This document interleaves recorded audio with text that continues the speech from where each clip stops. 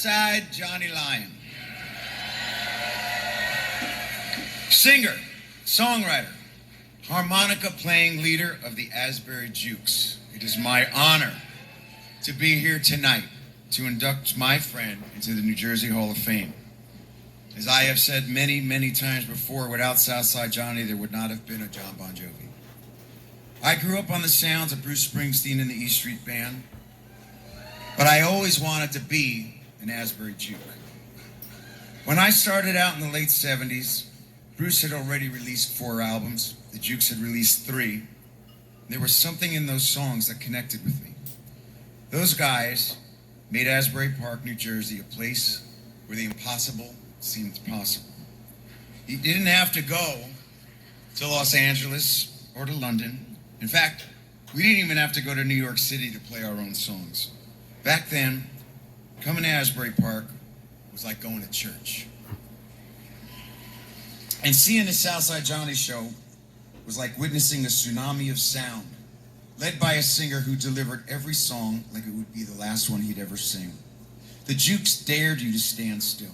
Songs like This Time It's For Real, Trapped Again, The Fever, I Don't Want to Go Home, and of course Sam Cooke's We're Having a Party invited us all to the party. From the first song to the last, you couldn't help but raise your hands and shake your ass. And at that time, it wasn't hard to run into one or more of the Jukes in the clubs or on the boardwalk.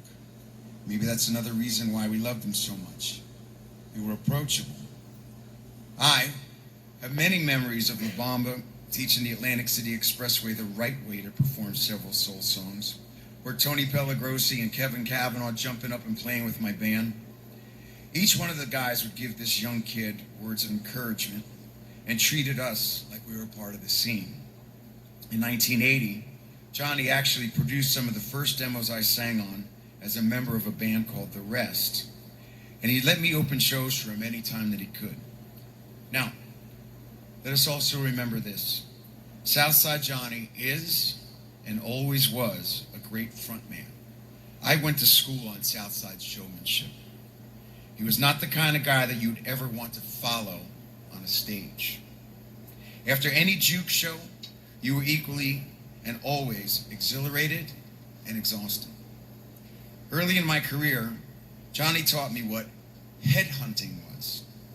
And that was finding a trick that you could leave a mark on the headliner while you were making your mark on the audience. I never forgot that. Throughout my career, Johnny's been a friend, a mentor, a bad influence,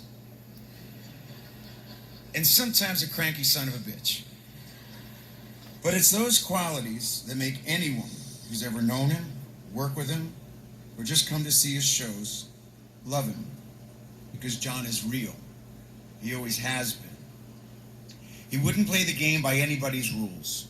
In fact, he didn't play. He worked. And he's still working over 45 years later. Now, I will tell you a secret.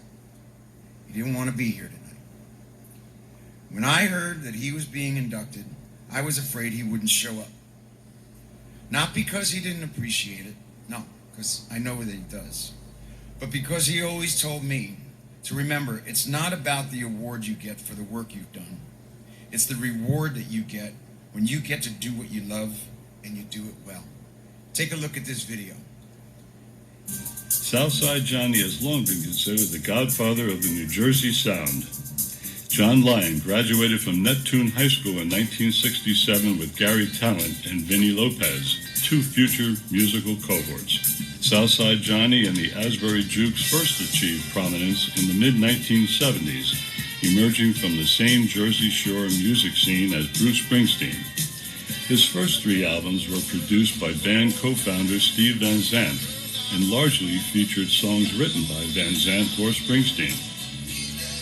Rolling Stone magazine voted Hearts of Stone among the top 100 albums of the 1970s and 1980s. The group has released more than 25 albums and EPs over the past 40 years.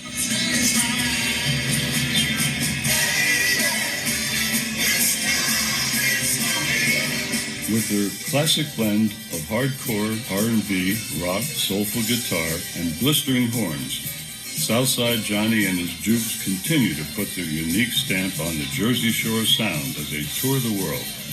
Now he represents that sound in the Hall of Fame.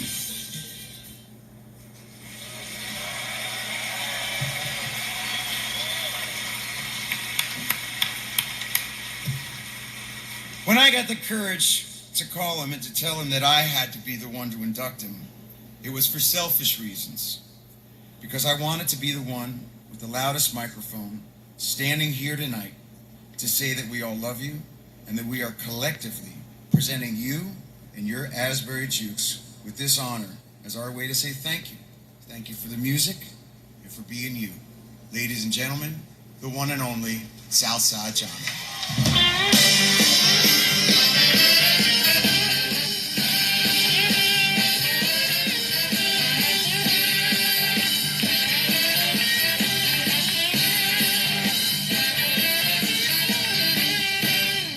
Thank you very much. Thank you. I have to say, I'm sorry I had to be here to see all that, but it goes with the territory. I am very proud to be from New Jersey. And when we started out making music and making records, that was not something you could say. We tried to play in New York City. If we told them we were a New Jersey band, they'd say, we don't want you. Philadelphia, a little bit more welcoming, but not that much. I grew up, my parents would watch Johnny Carson and he would make jokes about New Jersey. And I always wondered, what was that all about? What was different from New Jersey from any other state? But I learned from going to New York and Philadelphia and other places and playing that there was a real axe to grind for me. I wanted to prove that New Jersey was as good as any state as far as the music was concerned. And that made me stronger, more aggressive, and work my ass off. So thank you, New Jersey.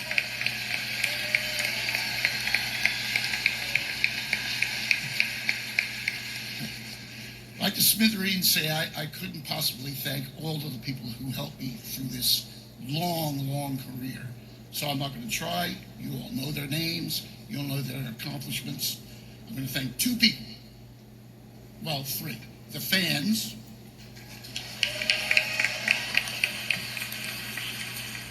And my mother and father, Minnie Mae and Dick Lyon. They had great taste in music, but they came home from work and played their records loud, danced, sang along, listened. It was important to them. Music was one of the biggest enjoyments of their life.